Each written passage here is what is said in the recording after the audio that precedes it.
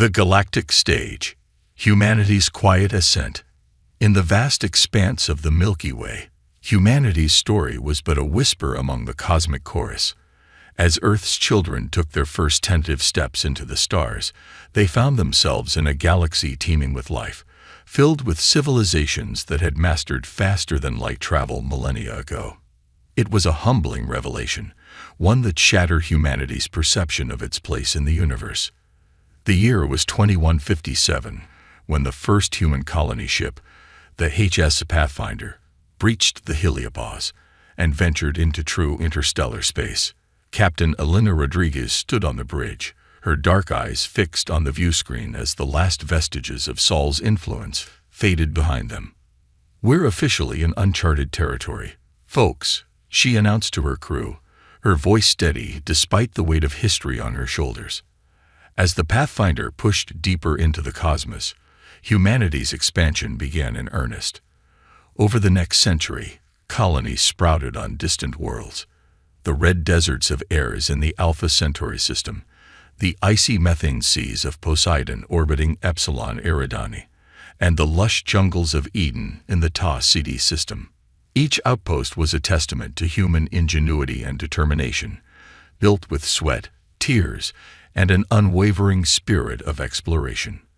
But humanity's growth did not go unnoticed. The galactic community, dominated by ancient and technologically superior species, watched with a mixture of curiosity and disdain. To many, humans were seen as upstarts, barely out of their cosmic cradle and hardly worth noting in the grand scheme of galactic politics. Among the established powers, the Kroman Empire stood as a titan. Their sleek, obsidian ships prowled the stars, their very presence a symbol of unassailable might. The Kronans, a species of tall, four-armed beings with iridescent scales, had ruled vast swaths of the galaxy for millennia. To them, humanity's expansion was little more than an amusing diversion. On the Kroman capital world of Zarkron, High Admiral Vexthor gazed out over the sprawling cityscape, its crystalline spires reaching towards the purple sky. "Another report on the humans, my lord," Izaid, a lower-ranked Kronan named Kazul, announced. Vexthor's upper set of arms waved dismissively. "What have the little mammals done now?" "Discovered how to harness a star without incinerating themselves." Kazul's scales rippled with amusement. "Nothing so grand, my lord. They've established their 20th colony, a world they call Nova Terra in the Procyon system. 20 colonies in a century," Vexthor mused, his lower arms folding across his chest. "I suppose that's quaint. At this rate, they might control an entire sector in, a mere 1,000 years." The mockery in his tone was clear, but beneath it lay a seed of curiosity. Humans, despite their technological inferiority, had shown a remarkable ability to adapt and thrive in environments that would have broken lesser species. They lacked the psychic abilities of the ethereals, the hive mind efficiency of the Vespid collective, or the silicon-based immortality of the lithivores. Yet they persisted, expanding steadily, if slowly. Back on Earth, in the subterranean halls of the United Earth Government's military complex, General Aisha Kazemi pored over reports from the frontier. The harsh fluorescent lights cast deep shadows across her face, accentuating the lines of worry etched there. "Admiral Chen, what's the status of our deep space monitoring network?" she asked, her voice tight with concern. Admiral Li Chen, a veteran of the Mars conflict and hero of the Battle of Titan, brought up a holographic display of the local galactic arm. "We've managed to extend our sensor range to cover most of our colonized systems, General. But beyond that," he trailed off, the implication clear. Kazemi nodded grimly. Humanity was still blind to much of what transpired in the galaxy at large. Their ships were slower, their weapons less powerful, and their defenses primitive compared to the likes of the Kronan Empire or the Ethereal Conclave. "And Project Sentinel?" Kazemi pressed, her eyes darting to ensure no unauthorized personnel were within earshot. Chen's expression hardened. "Progress is ongoing. Dr. Novak reports that they're close to a breakthrough, but But we've heard that before. Kazemi finished for him. She sighed, rubbing her temples. We need results. Lie. Every day we delay is another day we're vulnerable. As if to underscore her point, an alarm blared through the complex. Red lights flashed, and officers scrambled to their stations. Report. Kazemi barked. A young lieutenant's voice crackled over the intercom. General, we're detecting multiple unidentified vessels entering the Epsilon Indi system. They're not responding to hails and their energy signatures. Ma'am, they're like nothing we've ever seen. Kazemi and Chen exchanged a look of grim understanding. The day they had long feared had finally arrived. Humanity's quiet ascent into the stars had drawn the attention of forces beyond their comprehension. As the alarms continued to wail, Kazemi steeled herself for what was to come. Alert all colonies. Initiate Protocol Omega. And get me a direct line to Novaterra. Her voice was iron, unyielding in the face of the looming storm. It's time to see if humanity has what it takes to survive among the stars. Little did the encroaching alien forces know, but their arrival would set in motion a chain of events that would shake the very foundations of the galaxy. For in the shadows of Earth's secret laboratories, a force was stirring, one that would soon make the mightiest empires tremble. The cosmic stage was set, the players taking their positions, and as the first shots of an interstellar war loomed on the horizon, the true test of humanity's resolve was about to begin. The Kronan Empire. Arrogance of the conquerors. The Kronan warship Sunbreaker dropped out of hyperspace at the edge of the Epsilon Indi system, its obsidian hull gleaming against the backdrop of stars. On the bridge, Fleet Commander Zaxler watched with cold amusement as the primitive human defenses scrambled to respond to their arrival. Pitiful, he muttered, his four arms working in perfect synchronization across the ship's control interfaces. To think these creatures fancy themselves a spacefaring race. Behind him, his second-in-command, Sub-Commander Nixara, studied the tactical display with her keen, multifaceted eyes. They're mobilizing their fleet, such as it is, she reported. Shall we open fire? Zaxler's scales rippled with what passed for laughter among the Kronans. Let them come. I want them to understand the futility of resistance before we crush them. As the Sunbreaker and its escort ships advanced into the system, the human colony on Epsilon Indi, known to its inhabitants as Novaterra, erupted into frenzied activity. In the capital city of New Houston, sirens wailed as civilians rushed to emergency shelters. The planet's meager defense force, a handful of outdated frigates and a single destroyer, moved to intercept the Kronan fleet. Governor Elara Vance stood in the colony's command center, her face ashen, as she watched the alien Armada approach on the holographic display. "This is madness," she whispered. "We can't hope to stop them." Beside her, Colonel Marcus Briggs of the Novaterra Defense Force set his jaw. "Maybe not, ma'am, but we'll give them one hell of a fight." As the human ships formed up, a transmission cut through the tense silence of the command center. The holographic display flickered, and the imposing visage of Fleet Commander Zaxler appeared, his four arms crossed in a gesture of smug superiority. "People of Novaterra," his voice boomed, the Kronan language seamlessly translated by their advanced systems. "I am Fleet Commander Zaxler of the Kronan Empire. Your pitiful colony now stands in the way of our glorious expansion.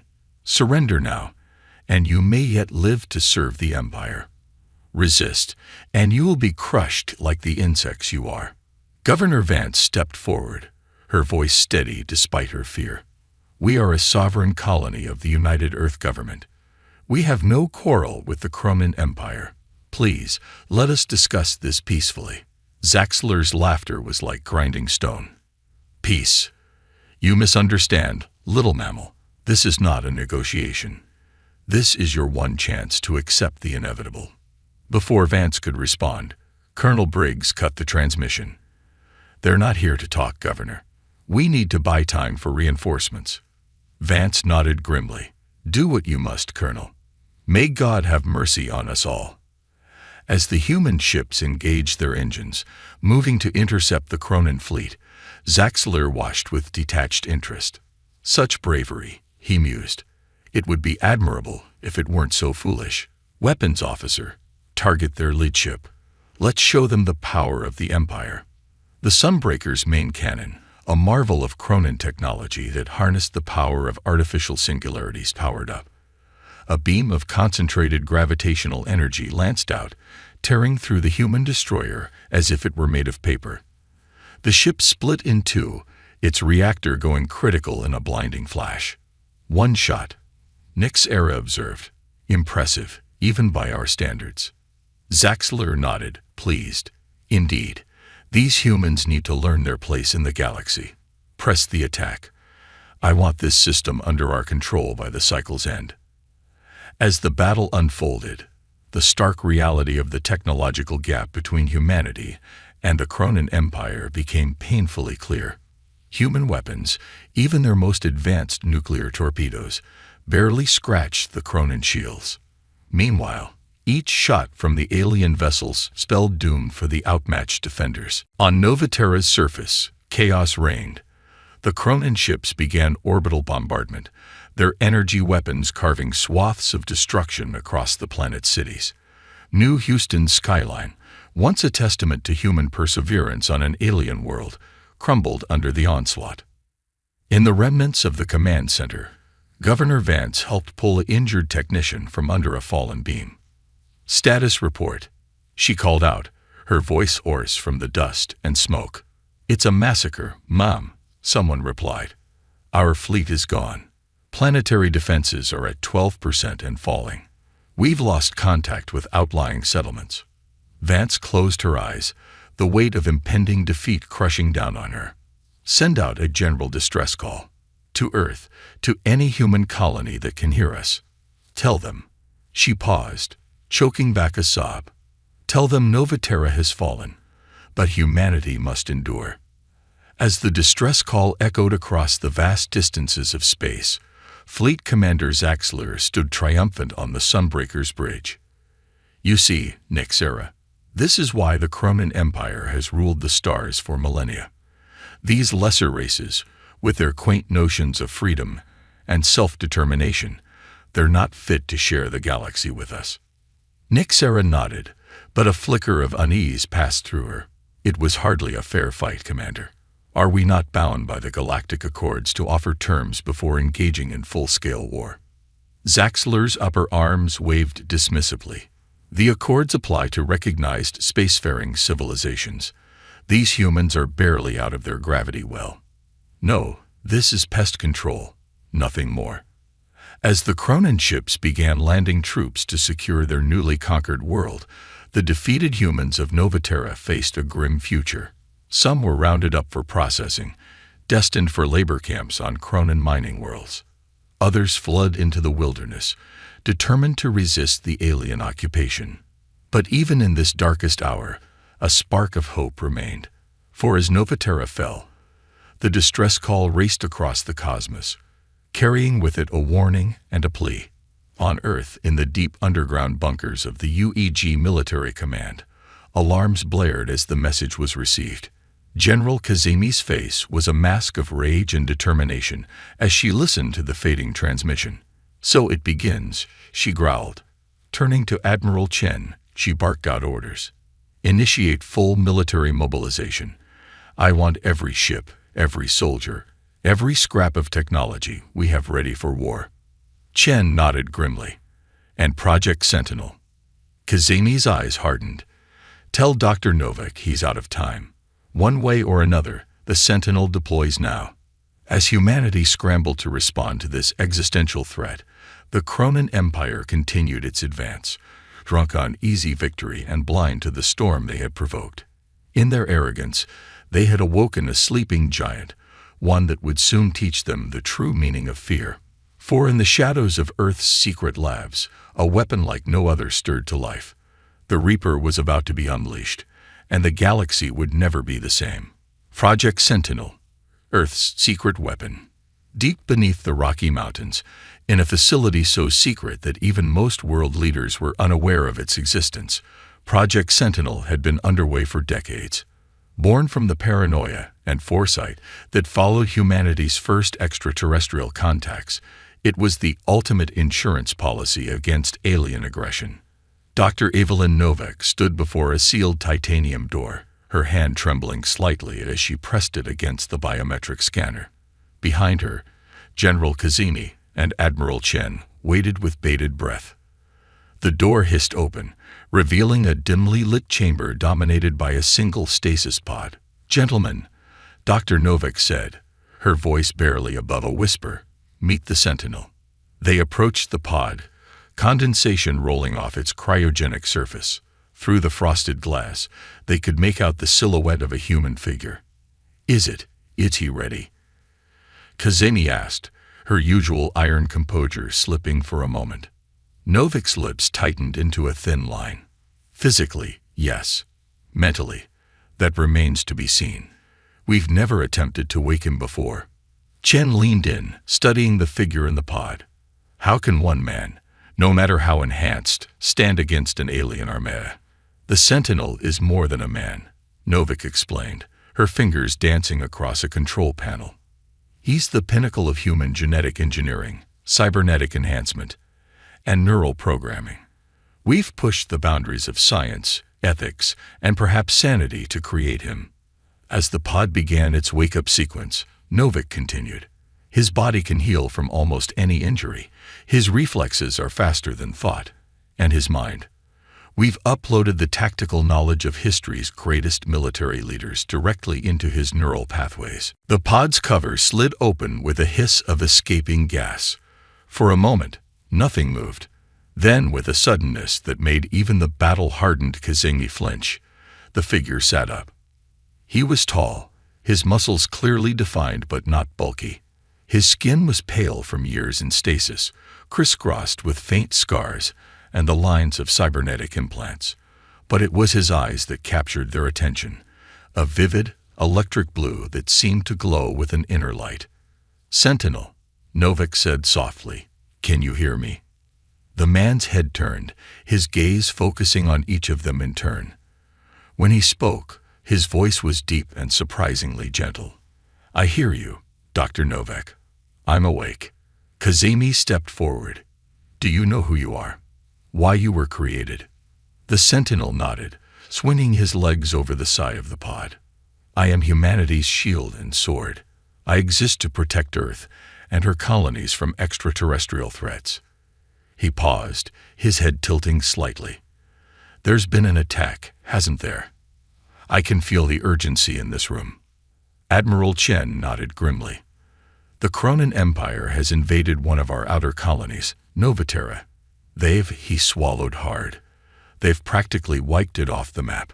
The Sentinel's eyes narrowed, and for a moment, the others in the room felt a chill run down their spines. This was not just a man or a weapon. This was vengeance personified. "Show me," the Sentinel commanded. In the facility's command center, they watched the footage from Novaterra. The Sentinel stood motionless, absorbing every detail of the Cronin attack. His enhanced mind processed the aliens' tactics, their technology, their weaknesses. "Their overconfidence will be their undoing," he said finally. "They expect no meaningful resistance. We'll use that against them." Kazemi nodded. "What do you need?" "A ship," the Sentinel replied. "Fast, stealthy, and packed with every weapon we can fit into it, and a direct course to Novaterra." Within hours, a prototype stealth corvette, the Shadow of Earth, was prepared. As the Sentinel boarded, Dr. Novak approached him one last time. "Remember," she said, her voice thick with emotion, "despite everything we've done to you, despite the programming and the enhancements, you're still human at your core. Don't lose that humanity. It's our greatest strength." The Sentinel paused, then nodded once. Without another word, he entered the ship. As the hangar doors opened to the night sky, the Shadow of Earth rose silently, then shot off into the stars, carrying with it humanity's last, best hope. Back in the command center, Kazemi watched the ship's progress on the long-range scanners. "And now we wait," she murmured. Chen shook his head. Not quite, General. The Cronin invasion of Novaterra was just the beginning. Our long-range scouts have detected multiple Cronin fleets mobilizing. They're coming for all of our colonies, and for Earth. Kazemi's jaw tightened. Then we'll be ready for them. Initiate Case Omega.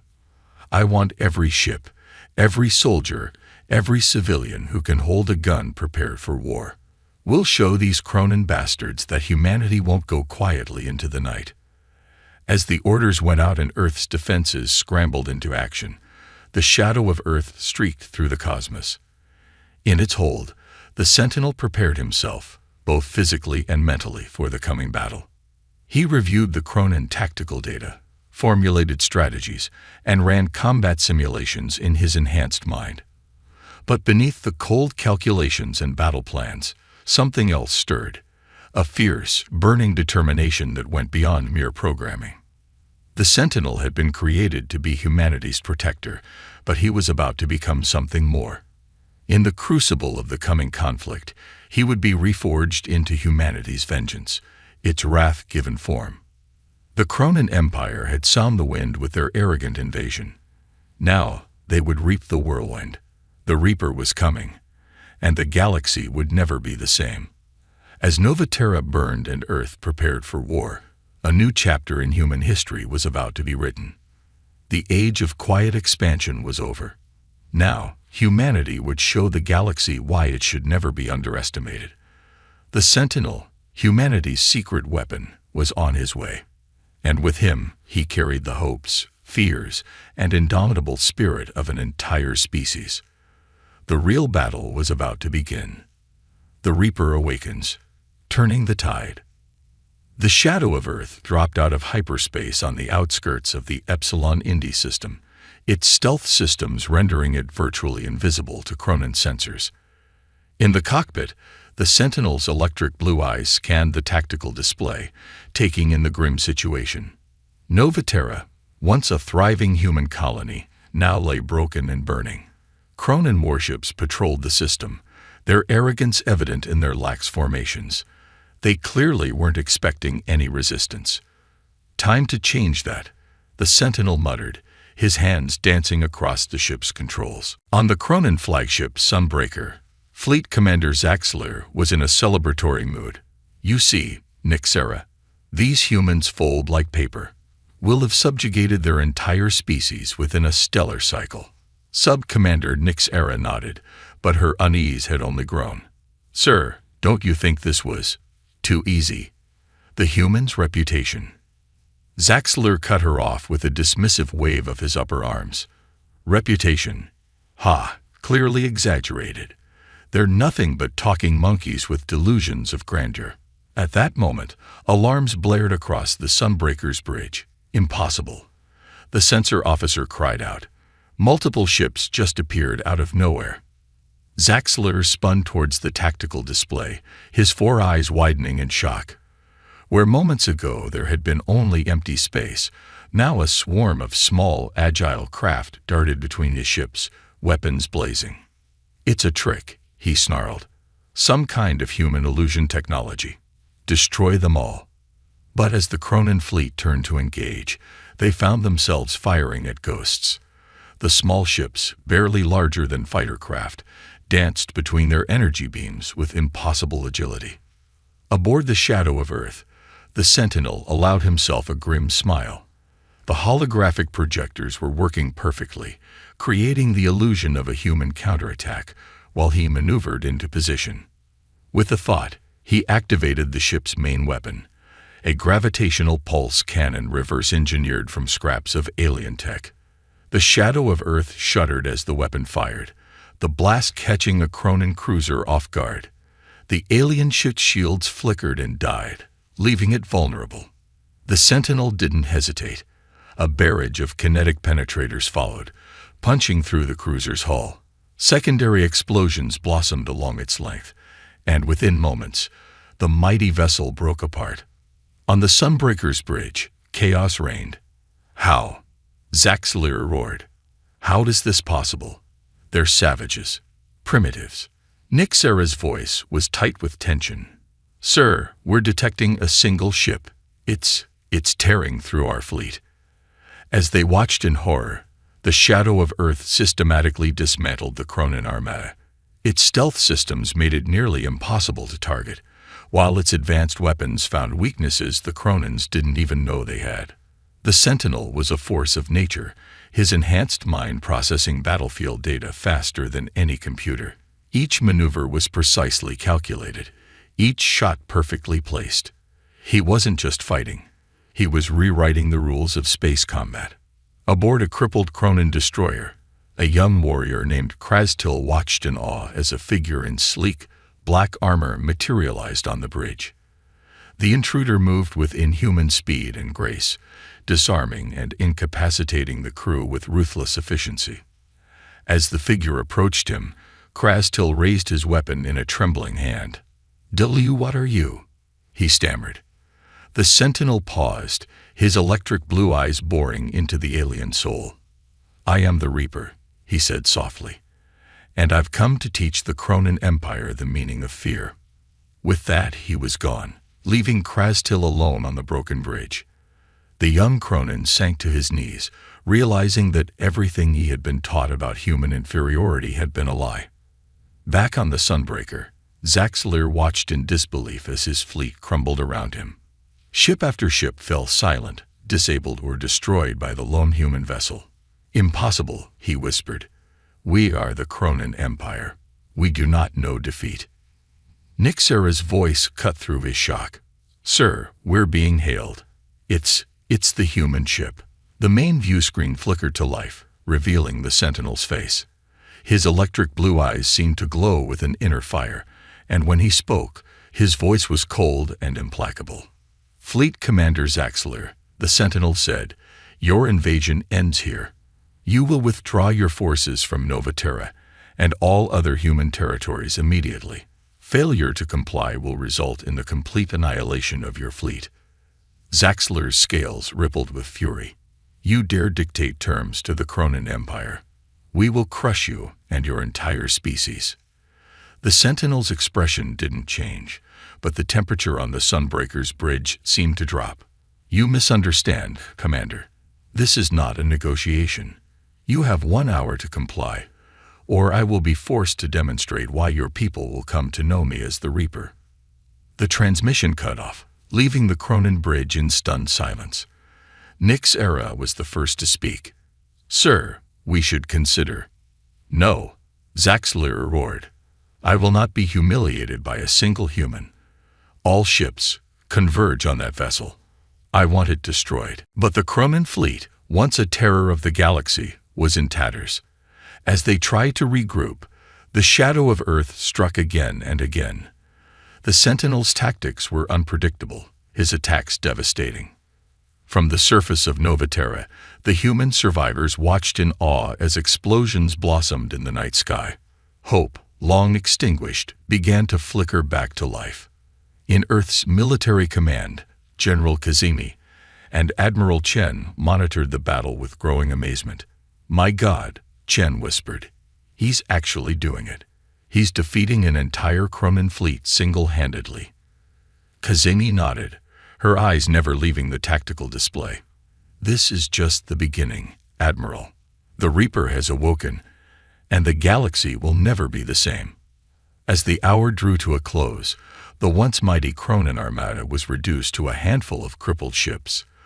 The Sunbreaker, its weapons disabled and its hull breached in multiple sections, drifted helplessly. On its ruined bridge, Fleet Commander Zaxler stared vacantly at the stars. His empire's invincibility, the superiority he had taken for granted, lay shattered around him. "Your orders, sir?" Nixera asked softly. Zaxler's shoulders slumped in defeat. "Send the withdrawal signal," he said, his voice hollow. "May the gods have mercy on us all." As the remnants of the Kronan fleet limped away from Nova Terra, the Shadow of Earth took up a protective orbit around the battered human colony. The Sentinel, or the Reaper as he was quickly becoming known, had sent a clear message to the galaxy. Humanity would not go quietly. They had been pushed to the brink, And in response, they had created something that would change the balance of power forever. As news of the victory spread, humans across the colonies and on Earth itself celebrated. But in the halls of power, leaders knew that this was just the opening salvo of a much larger conflict. The Cronan Empire had been bloodied, but not defeated. And now, they would return with the full might of their forces, determined to crush the upstart humans once and for all. But this time, humanity would be ready. With the Reaper at the forefront and the indomitable human spirit behind him, they would show the galaxy why Earth and her children should never be underestimated. The battle for Nova Terra was over, but the war for humanity's future had only just begun. Echoes of victory. A new era dawns. The news of the Sentinels' victory at Nova Terra spread across human space like wildfire. From the crowded megacities of Earth to the farthest-flung colonies, humans gathered around view screens, watching in awe as footage of the battle played on repeat. The sight of a single ship taking on an entire Cronan fleet was nothing short of miraculous. In the streets of New Houston on Nova Terra, the mood was one of jubilant disbelief. Civilians emerged from their shelters, blinking in the sunlight that broke through the smoke-filled sky. They cheered as human ships began to land, bringing much-needed supplies and reinforcements. Governor Ilara Vance, her face streaked with grime and tears, addressed her people from the steps of the ruined Capitol building. "Today, we have witnessed a miracle," she said, her voice cracking with emotion. "In our darkest hour, when all seemed lost, humanity showed its true strength. We are bloodied, but unbowed. We have suffered, but we endure. And now, we rebuild." As she spoke, a hush fell over the crowd.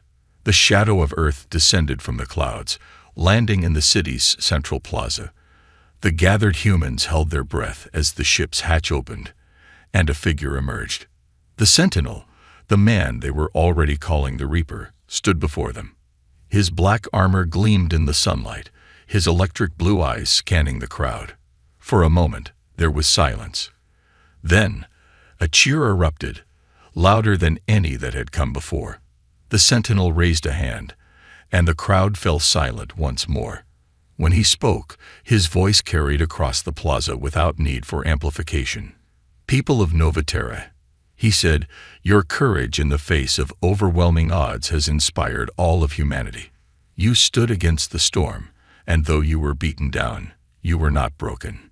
It is an honor to fight for you, to protect you. But make no mistake, this is only the beginning." Back on Earth, in the halls of the United Earth Government, leaders from across human space convened in an emergency session. The mood was a mixture of elation at the victory and grim determination for the challenges ahead. General Kazeni addressed the assembly, her uniform crisp despite the days of sleepless work. "The Cronan Empire has been dealt a significant blow, but we cannot afford to grow complacent. They will return, and in greater numbers. We must prepare." Admiral Chen stepped forward, activating a holographic display of the galaxy. "We've already detected increased Cronan fleet movements in several sectors. They're mobilizing for a full-scale war." The room erupted in worried murmurs, but President Adama of the UEG raised a hand for silence. "Then we will meet them head-on," he declared. "For too long, we've been content to huddle in our little corner of the galaxy. No more. Humanity will stand tall among the stars, and we will fight for our right to exist." The assembly cheered, but Dr. Evelyn Novak, newly appointed as special advisor on xenotechnology, raised a cautionary voice. "We must be careful not to become what we're fighting against," she warned.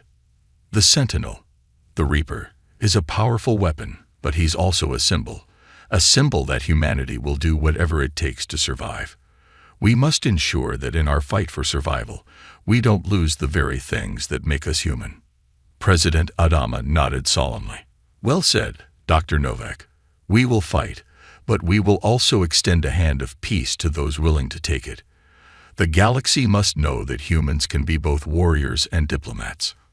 As the leaders of humanity debated and planned, the Sentinel was already on the move. The shadow of Earth darted from system to system, a phantom that appeared where the Cronins least expected. On a dozen worlds, the story was the same. Cronin occupation forces, confident in their superiority, found themselves outmaneuvered and outfought by a foe they couldn't see or understand. The Reapers struck from the shadows, dismantling Cronin war machines and liberating human prisoners. In the Cronin Empire's capital on Zarkron, the mood was one of shocked disbelief. The High Council convened in an emergency session, trying to come to grips with their new reality. Emperor Vaxmore, his scales dulled with age and stress, addressed his advisors. "How?" he demanded. "How has this happened? These humans were nothing but primitives, and now they stand against us." High Admiral Krylak, who had replaced the disgraced Zaxler, stepped forward. "My Emperor, we underestimated them.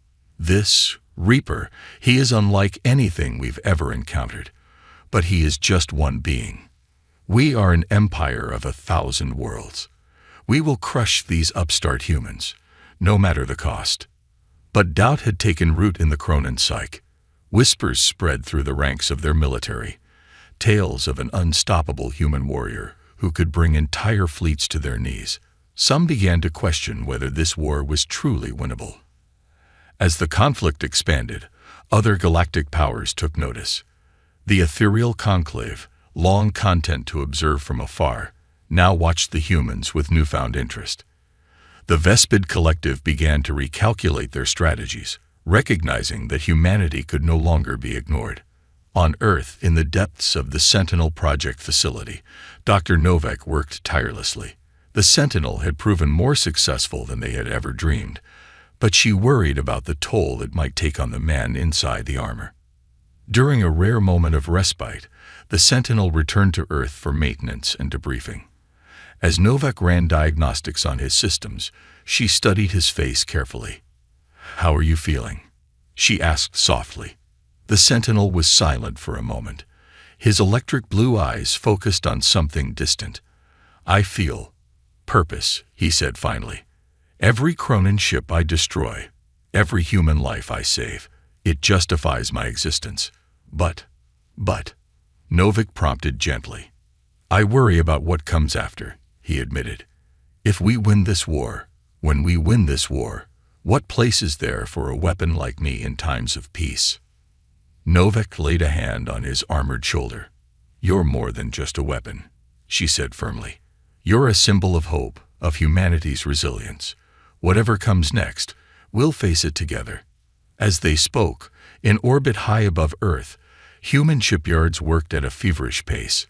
New vessels were being launched daily, incorporating reverse-engineered Cronin technology with human ingenuity. The fleet that was taking shape was like nothing the galaxy had ever seen. Across human space, a transformation was underway. The species that had once been dismissed as primitive upstarts was revealing its true potential. United by a common threat and inspired by the Reaper's victories, humanity was ascending to its place among the stars. The road ahead would be long and fraught with danger. The Cronin Empire was wounded but far from defeated, and other alien powers watched the conflict with wary eyes, reassessing their views on the young human species. But for the first time since they had ventured into the cosmic ocean, humans looked to the star-filled sky not with fear, but with determination. They had been tested and had emerged stronger. They had faced annihilation and stared it down. As the shadow of Earth once again launched into the darkness of space, carrying with it humanity's guardian and avenger, a new chapter in galactic history was being written. The age of human timidity was over. The era of the Reaper had begun. And the galaxy would never be the same again.